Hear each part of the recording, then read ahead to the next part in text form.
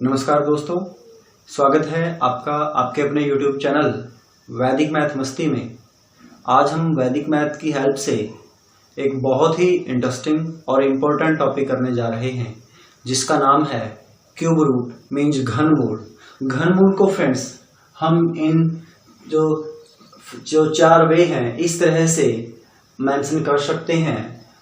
तो जो cube root है वो हमारा 10th तक के लेवल में यदि हम देखे जाए तो बेसिकली फैक्टर मेथड ही हमारा जो एक फॉर्मूला है, उसी मेथड से हम किसी भी नंबर का क्यूब रूट जो है वो निकालते हैं। और फैक्टर मेथड जब हम किसी भी क्यूब रूट को फाइंड करने के लिए अप्लाई करते हैं तो हमें कम से कम भी 2 से 3 मिनट लग जाते हैं उसको सॉल्व करने में। और कई बार तो जो बच्चे हैं उसमें फैक्टर मेथड में ही मिस्टेक कर जाते हैं, चाहे वो डिवाइड से रिलेटेड हो, चाहे वो प्राइम नंबर से रिलेटेड हो। तो फ्रेंड्स, आपको उन सब जो मेथड्स को आज हमने छोड़ते हुए वैदिक मैथ का एक हम बहुत ही सिंपल जो तरीका है वो यूज करेंगे। तो फ्रेंड्स, इसमें क्यूब रूट में या घनमूल के अंदर जो मैं आज आपको फॉर्मूला बताऊंगा वो है विलोकनम मीन्स बाय ऑब्जर्वेशन, यानी कि हमने ऑब्जर्व करके ही, सिर्फ देख कर ही, बिना किसी कॉपी पेन की हेल्प से हमारा जो क्यूब रूट है वो हम फाइंड कर सकते हैं। फ्रेंड्स, हमने जो सूत्र विलोकनम है, जो पिछली मेरी वीडियो थी स्क्वायर रूट वाली, तो उसमें भी पढ़ा था। तो आज हम घनमूल जो है वो सूत्र विलोकनम से किस तरह से सिर्फ और सिर्फ 2 से 3 सेकंड में निकालें, आज हम वो सीखेंगे।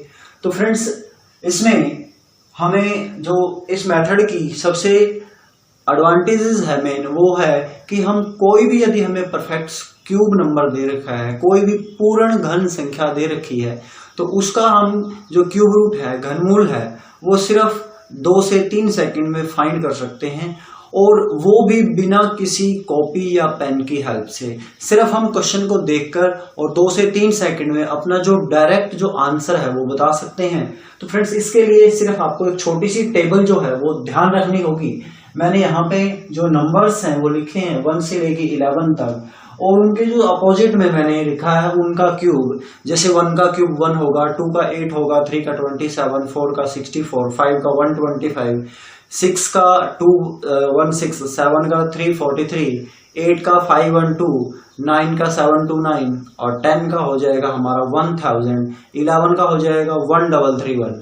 तो फ्रेंड्स, इस तरह से बेसिकली जो हमारा बड़े से बड़ा नंबर है वो हम जब ये टेबल जो है वो याद कर लेंगे, या जब हमें क्यूब याद होंगे 1 से लेके 11 तक, तो हम बहुत ही आसानी के साथ, हमें कोई भी वैल्यू दे दी जाए उसका हम क्यूब रूट जो है वो आसानी से फाइंड कर सकते हैं। तो चलिए फ्रेंड्स, ज्यादा टाइम ना लेते हुए मैं आपको जो क्वेश्चन है वो स्टार्ट करवा रहा हूँ।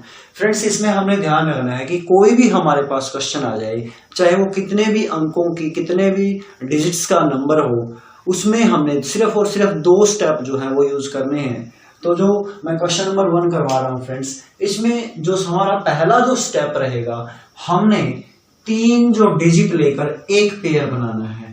तो जैसे हमने इकाई वाले अंक की तरफ से इधर से हमने एक पेयर बनाना है, और वो पेयर हमारा होगा 3 अंकों का। हर क्वेश्चन में हमने 3 अंकों का जो एक जोड़ा है, पेयर है, वो बना लेना है।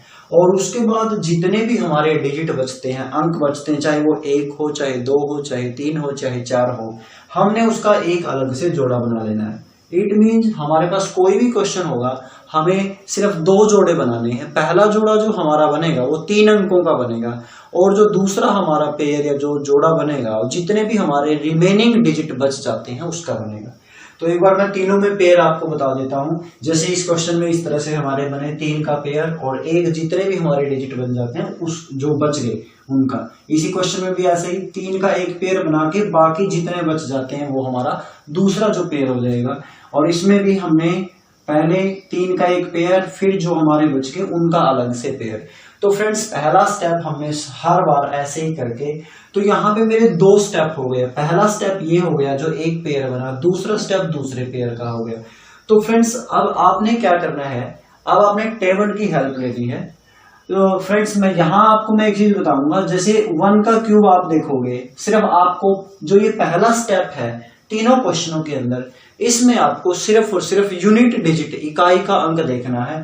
जैसे इकाई का अंक या यूनिट डिजिट हमारे पास 1 होता है तो क्यूब में भी 1 होगा, 4 होता है तो 4 ही होगा, 5 यदि कोई भी नंबर, ये 5 जिसके यूनिट डिजिट में होगा, यूनिट प्लेस पे होगा, तो जब हम उसका क्यूब करेंगे तो 125, हमने 125 नहीं देखना, हमने सिर्फ यूनिट डिजिट देखना है 5।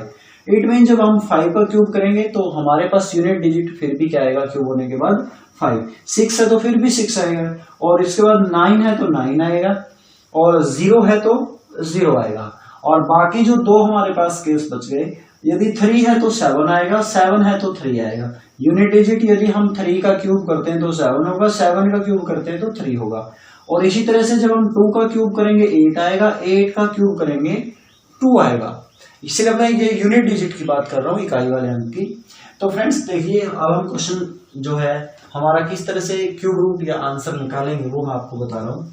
यहाँ पे हमारे पास 1 है, हमने टेबल से देख लिया, जब भी हम कोई भी ऐसा नंबर जिसमें यूनिट डिजिट 1 होता है उसका क्यूब करेंगे तो हमेशा जो उसका क्यूब में भी जो यूनिट डिजिट है वो 1 होगा। इट मींस ये मेरा पहला स्टेप था और यहाँ पे मेरा आंसर बन गया 1। ये जो हमारा पहला जो पेयर होगा उसमें से सिर्फ हमने ये जो यूनिट डिजिट का क्यूब करके जो भी आंसर आएगा उसका यूनिट डिजिट हमने लिखना है, तो मैंने 1 लिख दिया।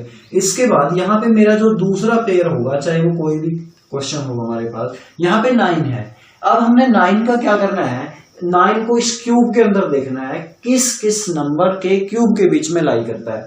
जैसे 9 हमारा यहाँ आता है, इट मीन जो 9 है वो 2 और 3 के क्यूब के बीच में लाई करता है। 2 का क्यूब 8 होगा, 3 का 27 होगा, और दोनों के बीच में लाई करता है। तो छोटा नंबर हमारा कौन सा हो गया, 2, तो इसकी जगह हमारा आंसर आ जाएगा 2। तो इस तरह से फ्रेंड्स जो मेरा 9261 का क्यूब रूट होगा वो 21 होगा, और मेरा जो आंसर है वो निकल जाएगा। सिर्फ और सिर्फ आप 2 से 3 सेकंड में आपका जो आंसर है वो निकलेगा। अभी मैं आपको 3 क्वेश्चन करवा रहा हूं, उसके बाद मैं आपको बिना किसी प्रोसीजर के डायरेक्ट आंसर भी निकाल के दिखाऊंगा। जब यहाँ पे हमारा पेयर हो चुका है, जब हम 5 का, मैंने आपको टेबल से बता दिया, जब हम 5 का क्यूब करेंगे तो 125 आएगा, और 125 में भी जो यूनिट डिजिट आपका वो 5 है। इट मींस यहाँ हमारा आंसर होगा 5। इसके बाद जो दूसरा हमारा पेयर है 42 है, और हमने 42 मींस 42 को ये देखना है कि किस किस नंबर के बीच में लाई करता है। 42 मेरा यहाँ पे लाई करता है, मींस 3 और 4, 3 और 4 के क्यूब के बीच में, 3 और 4 के क्यूब के बीच में। तो छोटी जो वैल्यू होगी हमारी वो है 3, तो यहाँ पे मेरा आंसर आ जाएगा 35। यानी कि 42875 का जब हम क्यूब रूट निकालेंगे तो वो मेरा हो जाएगा 75। बड़े ही आसानी के साथ और बहुत ही जल्दी हम हमारा जो आंसर है वो निकाल सकते हैं। थर्ड क्वेश्चन में भी हम देखेंगे, जब हमारा यूनिट डिजिट 2 है तो हमें डायरेक्ट ये याद हो जाएगा, जब 2 होता है तो 8 हो जाएगा। तो 2 का जब हम क्यूब करेंगे वो 8 होगा, तो हमने यहाँ पे यूनिट डिजिट लिखना है, सिर्फ 8 हम लिख देंगे। और इसके बाद हम देखेंगे 314, 314 जो वैल्यू हो किस किस के बीच में लाई करती है।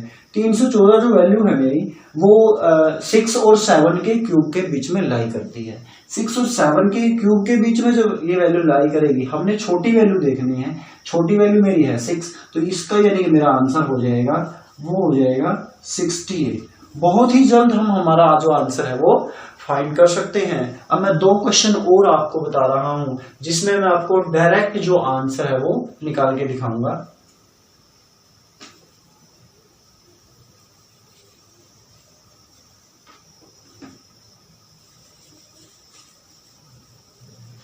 फॉर एग्जाम्पल मेरे पास 2 जो परफेक्ट क्यूब नंबर है, पूर्ण धन संख्याएं हैं, वो है 830,584। इस वैल्यू का हमने क्यूब रूट फाइंड करना है। और एक मेरे पास है 1295029। फ्रेंड्स मैं जितने भी जो एग्जांपल ले रहा हूं वो मेरी परफेक्ट क्यूब जो है वो नंबर्स हैं, पूर्ण घन संख्याएं हैं। इनका हमने जैसे इन 2 जो वैल्यू है वो मैंने थोड़ी सी लार्जेस्ट वैल्यू ले ली, तो इनका जब हम क्यूब रूट निकालेंगे वही सेम प्रोसीजर, 4 है तो 4 होगा। इसके बाद 830 ये जो वैल्यू है वो हमारी 9 और 10 के क्यूब के बीच में आती है, तो डायरेक्ट यहाँ पे मेरा आंसर होगा ये तो इस तरह से मेरा जो क्यूब रूट होगा वो हो जाएगा 94। बहुत ही जल्द मैं इस तरह से मेरा जो क्यूब रूट है वो फाइंड कर सकता हूं। ये जो मैंने वैल्यू ली है, ये मैंने थोड़ी सी ग्रेटर वैल्यू ली है, वही पेयर हमारे बनने के बाद हमें पता है 9 है तो 9 होगा, और इसके बाद 1295 फ्रेंड हम देख रहे हैं 10 और 11 के क्यूब के बीच में है, तो यहाँ पे मेरा आंसर हो जाएगा 10। तो इस तरह से जो मेरा आंसर हो जाएगा इन वैल्यूज का वो हो जाएगा 109। तो फ्रेंड्स इस तरह से हम बहुत सारे जो परफेक्ट क्यूब नंबर है उनका क्यूब रूट सिर्फ 2 से 3 सेकंड में फाइंड कर सकते हैं। और जो फैक्टर मेथड है, जो हम गुणनखंड विधि बच्चों को सिखाते हैं, वो बहुत ही लेंथी हो जाती है बच्चों के लिए। इस मेथड को हम 6th 7th या छोटी जो क्लासेस हैं उस लेवल पे भी बच्चों को सिखा सकते हैं, वो भी बहुत आसानी के साथ इस तरह के जो क्वेश्चन है वो कर सकते हैं। वैदिक मैथ हमारे बच्चों के लिए वो बहुत ही हेल्पफुल हो सकता है। बच्चों का जो इंटरेस्ट है वो मैथ में धीरे धीरे बनने लगेगा यदि हम इस तरह से बच्चों को जो छोटी छोटी जो ट्रिक है वो करवाते हैं। और दूसरे लेवल पर जैसे फॉर एग्जांपल हमारे पास कॉम्पिटिटिव एग्जाम्स होते हैं जहां हमें क्यूब रूट फाइंड करने की जरूरत होती है, यदि हमारे पास कोई भी ऐसी वैल्यू है जिसका क्यूब रूट हम 1 से 2 मिनट में निकालें, वहीं यदि हम वैदिक मेथड का यूज करते हैं तो सिर्फ 2 से 3 सेकंड या मैक्सिमम 5 सेकंड में हम कोई भी जो बड़ी से बड़ी वैल्यू है उसका क्यूब रूट फाइंड कर सकते हैं। लास्ट में फ्रेंड्स इतना ही कहूंगा, यदि आपको वीडियो रियल में पसंद आया है तो अपने फ्रेंड्स को शेयर करें, वीडियो को लाइक करें और सब्सक्राइब करें।